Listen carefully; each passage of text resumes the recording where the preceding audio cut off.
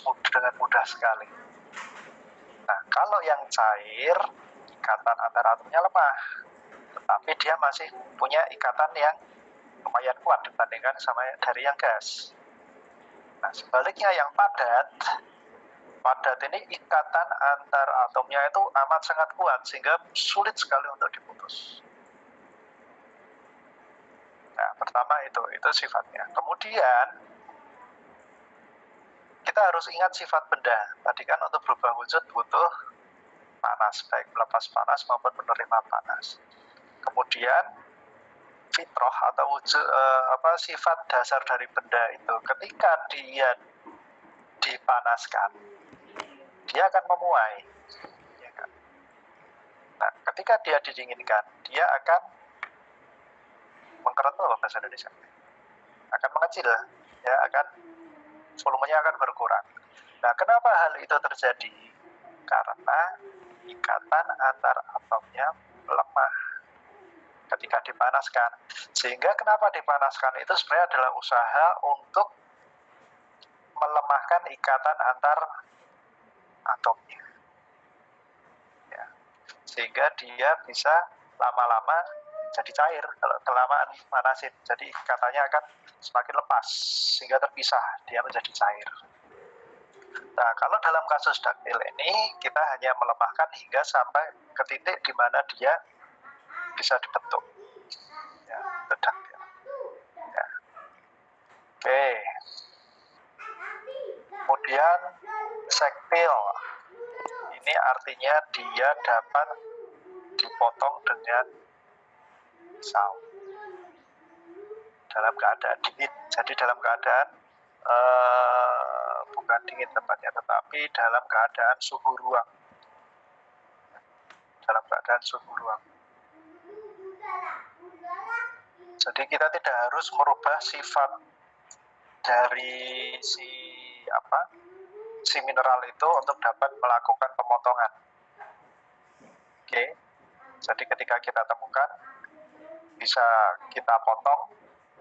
Nah, itulah yang namanya sektil.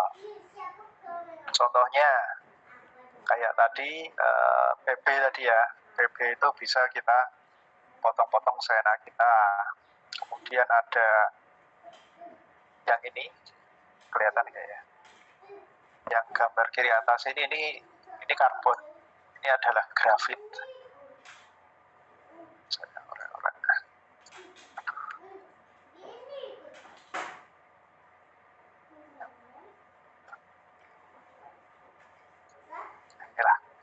Yang ini bulat-bulat ini grafit yang udah dibentuk lingkaran-lingkaran seperti ujung pensil kalian. Nah, itu kan grafit. Kemudian yang kanan ini ada gypsum. Kemudian ada, saya lupa dua ini apa ya. Tapi ini bisa dipotong-potong. Ini kalsit kayaknya, dua-duanya kalsit. Ya, ini bisa dipotong. Ya. Jadi kalau dipotong itu dia tidak mengalami kerusakan. Nah, itu namanya sektil. Kemudian ada yang namanya fleksibel. Nah, fleksibel ini dia dapat bengkok, tetapi setelah kita lepaskan tenaga yang kita gunakan untuk membengkok itu, dia akan terus-menerus bengkok. Ya. Jadi nggak akan kembali ke bentuk semula. Ya. Biasanya ini keturunan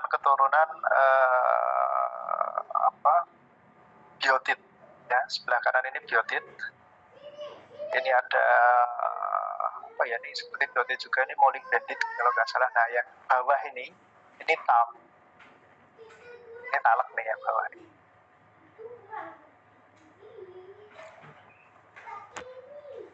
Kemudian setelah itu sifat yang lain adalah elastis. Nah, kalau elastis itu kita bengkokkan, tapi setelah kita lepas, tenaganya hilang, dia akan kembali ke bentuk semula. Ya, kayak contoh garis mika kalian. Nah, contohnya ya mineralnya mika. Nah, ini mika di sebelah kanan. Tempat paling dekat kalau kalian mau lihat mineral seperti mika, biotit, muscovite itu ada di Klaten, di daerah pokoknya jenenge ada lab alamnya punyanya geologi UGM. Pas jadi lupa pada sering ke sana. Ya itu nanti kalau saya ingat saya beritahu. Dari kalian ada yang tahu? Ya di Bayat. Nah, di Bayat itu banyak kalian temukan. Nanti kadang tanahnya itu dia ada lapisan-lapisan mikanya, batuannya ada yang bermika, tapi di sana sangat kompleks batuannya sebenarnya. Ya itu.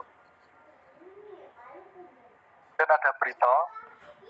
Nah, brittle itu kalau kita berikan tekanan, dipencet atau dipukul, pecah. Ya, dia akan pecah. Nah, biasanya dia ini yang ya bisa logam, bisa non logam ya.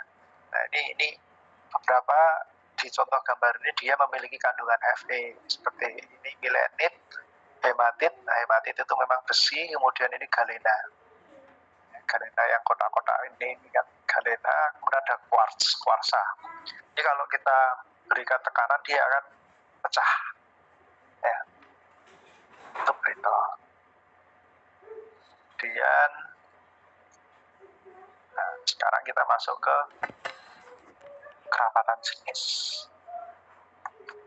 Nah, kemarin kita sudah sempat bahas mengenai berat jenis, massa jenis ya. Nah, sekarang ada istilah lagi specific gravity. Densitas kemarin juga udah kita sebut juga.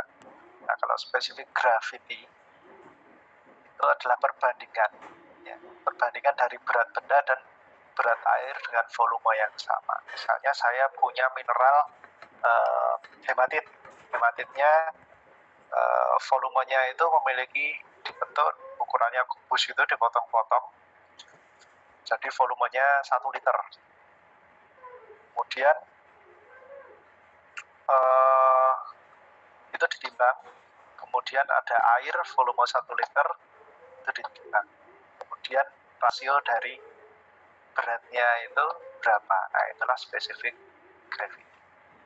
Nah, berdasarkan densitasnya atau massa material per unit volumenya ini, mineral dibagi dua, yaitu material yang sifatnya metalik dan non-metalik.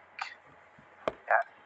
Nah, ini kan kalau kita bicara metalik sama non-metalik itu kan sebenarnya bicara mengenai lasernya, mengenai pantulan cahayanya. Ada yang sifatnya metalik, non-metalik. Tetapi itu ternyata juga memiliki implikasi ke densitasnya.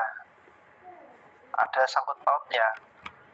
Nah, ternyata material-material metalik itu dia memiliki klasifikasi densitas yang berbeda. Mulai dari high density, kerapatan tinggi sampai kerapatan rendah itu berbeda klasifikasinya dengan yang non-metalik. Ya. Seperti bisa kalian lihat di sini. Kalau di metalik itu yang disebut dengan densitas tinggi itu kalau densitasnya lebih dari 7. Tapi kalau di non-metalik, densitas lebih dari 3 itu sudah disebut tinggi. Ya. Contohnya seperti itu. Oke, ini cara perhitungannya. Nggak usah kalian pikirkan. Cuma sebatas kalian pernah tahu saja. Dan ini ada ambil dari bukunya Dana tentang mineralogi. Di sini sudah ada metal atau mineral metal, kemudian kandungan mineralnya dan karakteristiknya, ada karakteristik kimianya di sini. Kemudian spesifik gravity-nya berapa, kekerasannya berapa, ada warnanya juga di karakteristiknya. Saya nggak ada gambarnya ya, di buku tua, jadi nggak ada gambar dalam wujud asli. Kemudian di sini ada pengaruh aktivitas sinar. Maaf, bentar, ini masih banyak ya.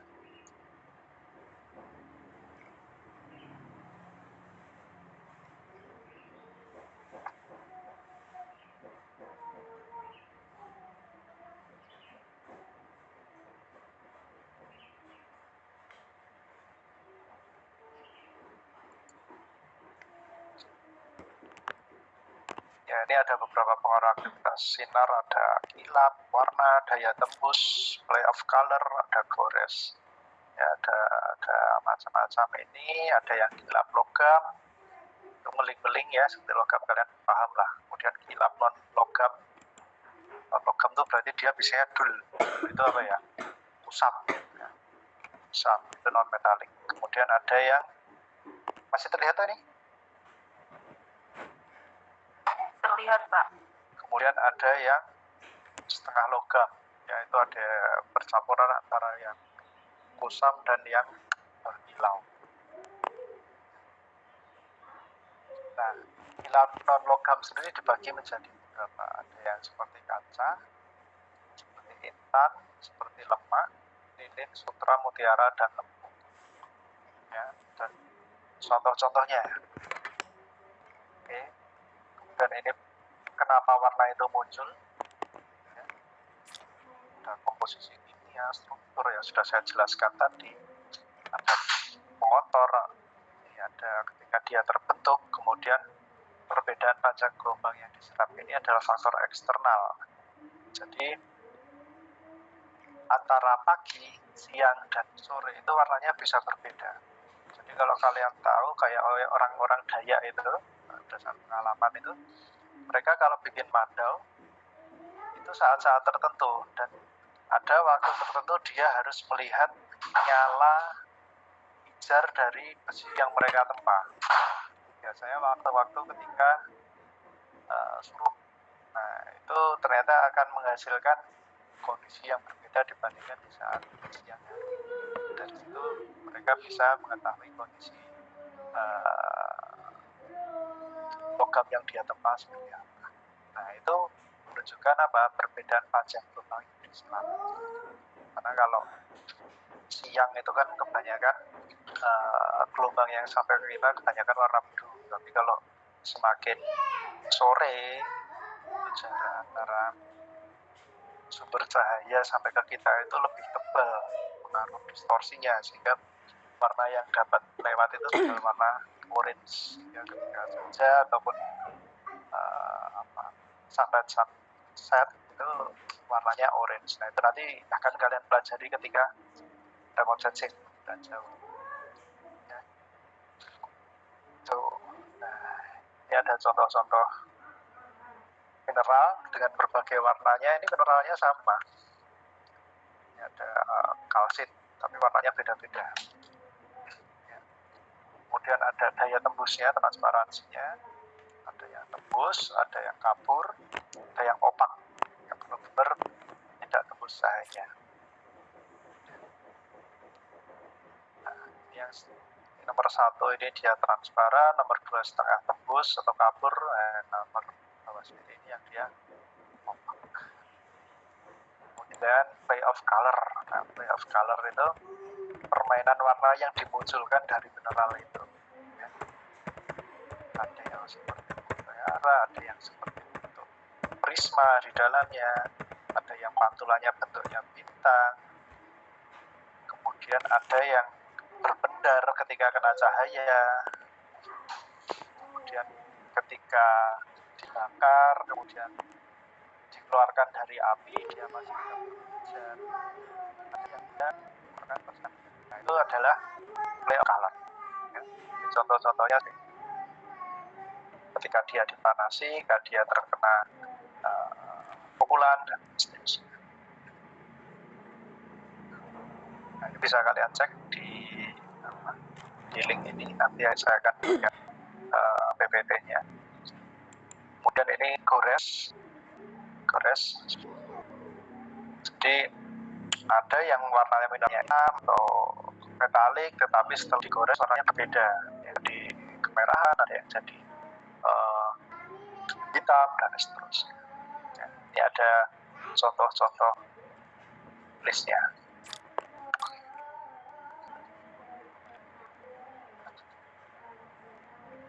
Oke, itu materi hari ini dari saya mengenai sifat fisik mineral yang ketiga. Nah, besok kita akan berbicara mengenai sifat-sifat fisik mineral lagi, tetapi sudah masuk ke sifat kimia dan sifat optis.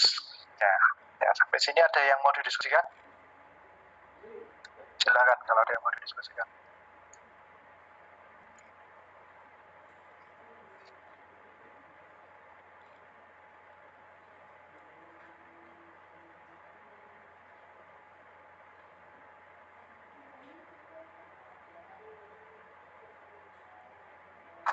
Pak, maaf izin bertanya. Oke, silakan Mas.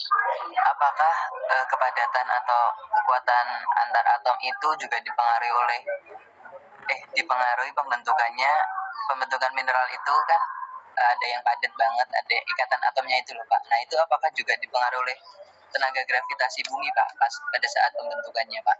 Terima kasih Bapak. Oke, makasih Mas. Jadi langsung aja saya jawab secara umum. Saya jawab secara umum ya. Dalam beberapa tahapan proses pembentukan mineral seperti yang sudah saya jelaskan tadi, itu memang memiliki sifat lingkungan yang berbeda. Bisa dari suhu, tekanan, maupun gravity di tempat itu. Dan bisa jadi itu memang membawa pengaruh. Jadi misalnya seperti intan. Nah, intan itu terbentuknya di mana sih? Ada yang tahu? Intan?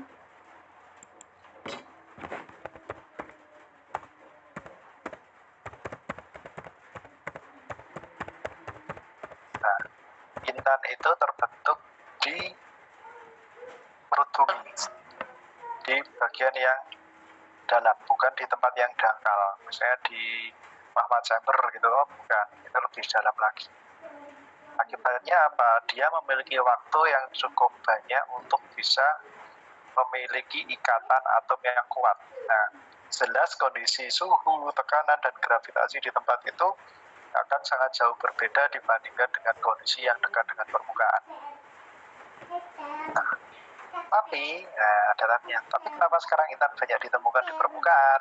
Nah, pertanyaannya kan gitu. Kenapa bisa seperti itu? Nah, itu dia terbawa keluar. Oleh apa? Mungkin ketika erupsi, dia terdorong keluar, atau dia sudah mendekati dari dalam, dia terdorong keluar, mendekati permukaan, akhirnya dia berhenti di situ, lama-lama terjadi erosi, akhirnya dia tersingkap. Bisa jadi seperti itu. Ya, jawaban saya gitu Mas. Terima kasih Pak.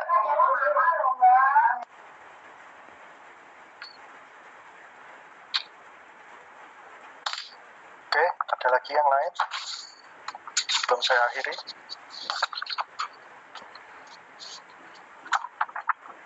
Pak, saya izin bertanya. Silakan Mas. Kalau pembentukan mineral gitu ada pengaruh dari faktor eksternal nggak ya Pak? Kayak dari faktor di luar bumi gitu Pak, di permukaan. Oke, terima kasih Mas. Misalnya ada tabrakan meteor atau apa gitu ya, contohnya Mas Hanafi. Gimana? Ya kayak gitu juga ke suhu, sinar matahari, angin gitu pengaruh nggak ya Pak? Enggak Mas, kalau yang seperti itu faktor eksogen seperti itu tidak. Cuma ya nanti kalian ketika belajar petrografi ada aktivitas metamorfisme itu yang dia dipengaruhi oleh faktor ekstraterestrial. Misalnya meteor, bukan tabrakan komet ya. Ada meteor yang menghantam bumi. Nah, itu akan membawa pengaruh ke proses metamorfosisnya, tetapi itu hanya dalam waktu yang sangat singkat. Jadi tekanan yang luar biasa dan suhu yang ekstrim itu hanya berlangsung sangat singkat biasanya. Itu Mas Hanafi. Oke Pak, terima kasih.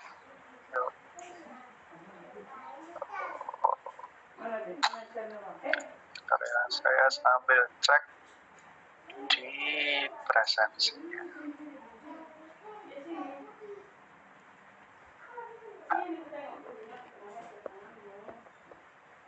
Mbak Winda Jasminia Putri ada nggak? Hadir, Pak. Hadir ya. Maaf, nggak bisa on cam, saya baru vaksin, Pak. Oke, nggak apa-apa. Ini kan saya ngecek dari Bismart ya. Ini di sini belum kelihatan. tercengang. Ya Pak, maaf saya belum akses Discord soalnya saya masih vaksin dari tadi. Oke, nggak apa-apa Mbak. Sehat selalu. Oke, kemudian Mbak Atika Triwardani ada? Hadir Pak.